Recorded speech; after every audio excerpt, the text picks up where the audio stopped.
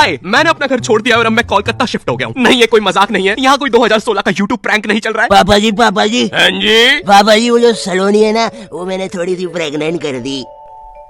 पापा जी प्रैंक है। मैंने अपनी लाइफ में कभी सोचा भी नहीं था कि मैं कोलकाता आऊंगा। भाई, मुझे कोलकाता के बारे में बस रविन्द्रनाथ टैगोर जी के बारे में पता था। कितने महान आर्टिस्ट थे यार वो। उनके जमाने में भी लोग ऐसे तुच्छ से कमेंट करते थे क्या? रविन्द्रनाथ टैगोर जी, आपकी रीसेंट कविता में तो मजा ही नहीं है। मेरे को लगता पहले ही आप बढ़िया कर रहे थे, अब तो पता नहीं क्या है। सही बोलूं तो वी वांट ओल्ड आरएनटी जी में, बाकी आई एम अनसब्सक्राइबिंग फॉर नाउ। यही चीज होती है जब मैं भी कुछ नया ट्राई करने जाता हूँ। कुछ लोग आ जाते हैं, we want old not your type back, old not your type दो ना। अरे ऐसे तो फिर मैं कुछ नया ट्राई कर ही नहीं पाऊंगा, इसलिए ये बंद करो। और आज से we want new not your type के कमेंट्स आने चाहिए। और सिर्फ मुझे नहीं, बाकी यूट्यूबर्स को भी यही कमेंट आने चाहिए। उन्हें भी न्यू नॉट योर टाइप बनने पे मजबूर कर दो। मुझे तुम्हारी पावर जाननी है कि तुम कितनी फालतू चीज वायरल कर सकते हो। खैर, बैक टू कोलकाता। भाई, कोलकाता में मेरे लिए दोस्त बनाना बहुत मुश्किल हो रहा है। यहाँ सबसे बड़ी प्रॉब्लम लैंग्वेज की है, क्योंकि यहाँ मेजॉरिटी लोग बंगाली के अलावा कुछ बोलते ही नहीं है। अरे अभी तो बुढ़ भाड़ी ना की क्या बात हो रही है? और अगर तुमने इनके सामने हिंदी में बात कर ली, हाँ क्या बात हो रही है, तो ये तुम्हें ऐसी नजरों से देखेंगे जैसे तुमने क्या ही बोल दिया हो। ऐसे गूंजते हैं तुम्हारे हिंदी के वो नापाक शब्द।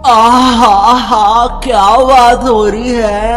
अरे ऐसे तो मैंने बोला भी नहीं था। और पहले ये लोग नॉर्मल सर्कल में बात कर रहे थे। जैसे मैंने मुंह खोला तो फुटबॉल टीम जैसा डिस्कशन होने लग गया। अरे इतना बाहर का कौन फील करवाता है यार। ये लोग मेरे सामने झुक के मेरी कैसे मार रहे हैं। और एक तो कोलकाता में लैंग्वेज के कारण मेरे इतने पैसे उड़ रहे हैं। भाई, मुझे कोई भी आके स्कैम कर लेता है। मुझे 20 रुपए की चीज 200 में बेची जा रही है। फॉरेनर जैसा स्कैम हो रहा हूँ मैं यहाँ पर। बंगाली सीखना छोड़ो, यहाँ फॉरेनर जैसा स्कैम होते होते मेरी हिंदी भी खत्म होते जा रही है। मैं दुकानों पे अब सामान ऐसे मांगता हूँ। नमस्कार भैया, ये कितने का बेच है? थोड़ा ठीक स्कैम करिएगा, हमेशा आपके यहाँ से ही स्कैम होते हैं। वैसे भैया, आपने उस फॉरेनर को क्यों स्कैम नहीं किए? अरे क्योंकि वो फॉरेनर नहीं, बिहारी है, वो हमें स्कैम करते हैं। और एक तो मैं जब से कोलकाता आया हूँ, मुझे पता नहीं क्यों मेरे मध्य प्रदेश के दोस्त कॉल करके अजीब अजीब सी चीजें बताते रहते हैं। ओ भाई, तेरे को पता है अपने सन्नी की बहन विकास के साथ भाग गई? हाँ क्या? अरे लेकिन अपने सन्नी ने दोनों को ढूंढ के पलटा दिया रात तो रात। जेल में अभी सन्नी बात कर। एक सेकंड, जेल? ए कोलकाता है मजे, नहीं तो हमको देखो ये जेल में मिक्सचर नमकीन खा रहे रोटी के साथ। ले रहे ये मिक्सचर भी एक्सपायरी करनी है, इतनी खाना इज्जत ही नहीं भाई की। और तू देखना रे बाबा, कोलकाता में बालों से जादू हो जाते हैं, नहीं तो अपने चाचा जी लंगड़े हो गए थे। लेकिन अपने चाचा जी की तो बाल ही नहीं थे। अरे तो झाट उखाड़ लियो कि मेरे को क्या बता रहे, भूख लग रही इधर की जगह। ला रहे वो गणिया एक्सपायरी मिक्सचर खा पी के खत्म करूँ। और भाई, कोलकाता का मौसम, यहाँ इतनी सी बारिश होती नहीं है, पूरा कोलकाता डूब जाता है। और फिर उस डूबे हुए कोलकाता में करंट भी फैल जाता है। न्यूज में आ रहा है पानी में करंट फैल जाने के कारण हुई 25 मौतें। मुझे लगा 25 लोग मर गए। फिर मैंने नाव से जाके देखा तो पता चला मरा एक ही बंदा था। वो बस बार बार पानी में झटका खा के जिंदा हो जा रहा था। तो टेक्निकली वो एक ही बंदे की 25 मौतें हुई है। और भाई, कोलकाता में एक तो इतनी पतली पतली गलियां है। यहाँ मैं लड़ाई जीतने के बाद भी पतली गली से निकल के आता हूँ। एक तो जो मुझसे हारा है वो साला मेन रोड पे रहता है, तो अब वो वहाँ चौड़ा हो रहा है।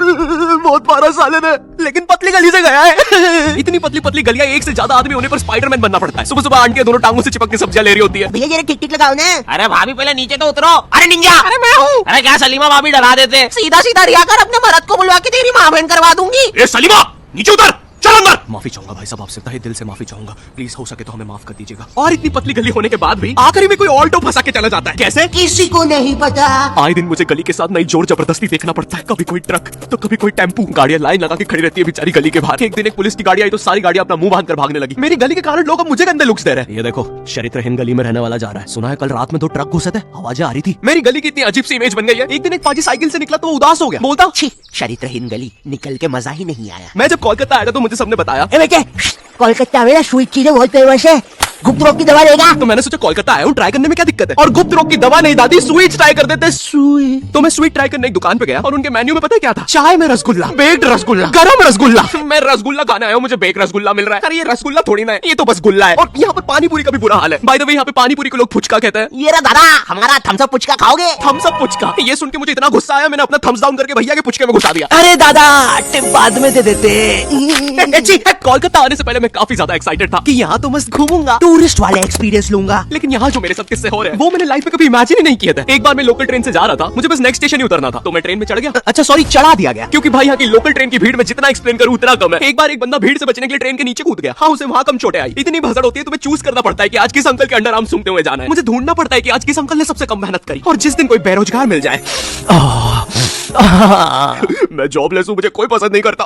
अरे नहीं भाई, आई लव यू। जरा उस मेहनती बुट्टे को देखो, साला दिन रात मेहनत करके अपनी फैमिली को पाल रहा है। हट बुट्टे, नीच। और इतने भसड़ और पसीने के बीच में भी ट्रेन में एक केटीएम कपल होता है जिसे रोमांस सूझ रहा है। वो बंदा ऐसे खड़ा हुआ है गेट के पास अपनी बंदी को लेकर कि कोई पास ना आ जाए। बगल वाले अंकलों को बस उतना पार्ट छोड़ के सब चिपका हुआ है बंदी से। इसे लगता है ये ऐसे करके 80 लोगों की भीड़ रोक लेगा। किस कर ले, कर लो, पक्का कर ले, कर लो, बहुत जम से कर देंगे। अबे देख क्या रहा है? सॉरी भाई, भीड़ में सेटिंग ही ऐसी हो रखी है। रुको, एक तो स्टेशन पे तुम्हें इतने भिन्न भिन्न प्रकार के लोग मिलते हैं। कुछ अंकल इतने स्किलफुल होते हैं वो ट्रेन रुकने से पहले ही चढ़ जाते हैं, सटाक से गायब हो जाएंगे तुम्हारे साइड से।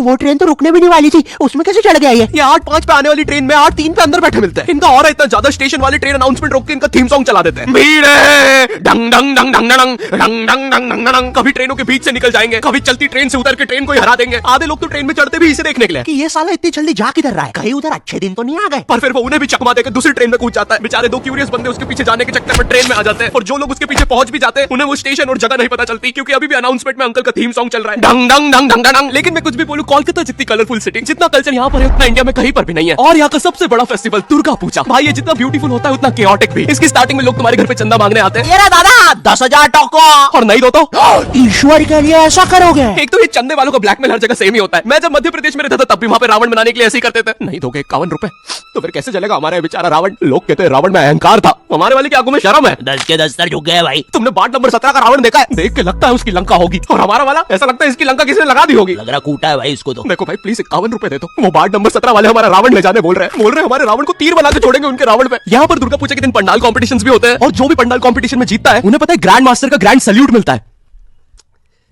झूम झूम कर धूम मचा संग झूमे सारा इंडिया। एक्चुअली नहीं है, सच नहीं है, मुझे नहीं पता उन्हें क्या मिलता है। लेकिन भाई यहाँ पर इतनी अलग अलग थीम के पंडाल्स बनते हैं, futuristic theme, Jurassic theme, Doraemon theme. कुछ लोगों का पंडाल टाइम से नहीं बना तो टूटी हुई पंडाल थीम। अरे बाप रे! और भाई इतनी लंबी लंबी लाइनें लगती हैं इन पंडाल्स को देखने के लिए। मेरे घर के बगल में है पंडाल, मैं 5 किलोमीटर दूर टैक्सी लेके जा रहा हूँ, पीछे लाइन में लगना है। कब से खड़ा हूँ यार, लगता है अब तो माता जी के दर्शन स्वर्ग में ही होंगे। और गुस्सा तो मुझे उन लोगों पे आती है जो लाइन में आगे अपने भाई बंधुओं को लगा रहे होते हैं। अरे रमेश आ जा, थोड़ा पीछे होना, अरे मेरे कॉलेज फ्रेंड्स थोड़ा पीछे होना, अरे मेरा पूरा खानदान थोड़ा पीछे होना।